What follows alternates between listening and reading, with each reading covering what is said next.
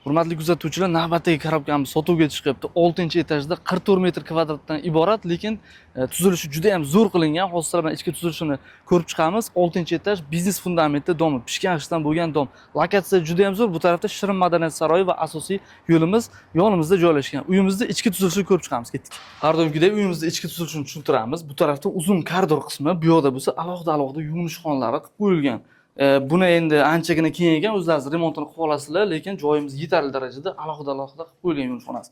Bu yoqda T-obrazli yo'l ketgan. Bu tarafdagi yo'limiz asosiy katta xonaga va bu yoqda prixoj mebel uchun joy tashab ketilgan.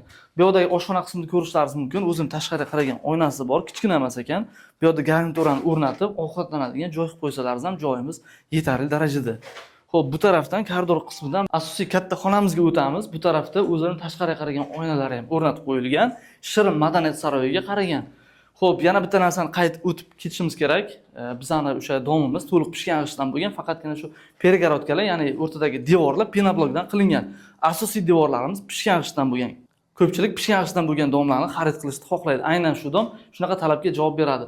Va yana bitta преимущество deydi, bu bizning domimiz sentralniga ulangan, ya'ni markaziyga ulangan. Двухконтурный kotел qo'yib o'tirmaysizlar. Narxiga keladigan bo'lsak 265 million so'm, ustida yana savdosiga, barakasiga o'tib beriladigan joyi bor. Pastda raqam qoldiramiz, bemalol bizga bog'lanib, ustida kelib savdo qilib baraka qilsalaringiz bo'ladi. Yaxshi korobkalarni shunaqa narxlarda, arzon narxlarda olishni xohlasalaringiz, Navoiy Barak kanaliga obuna bo'lib qo'ying.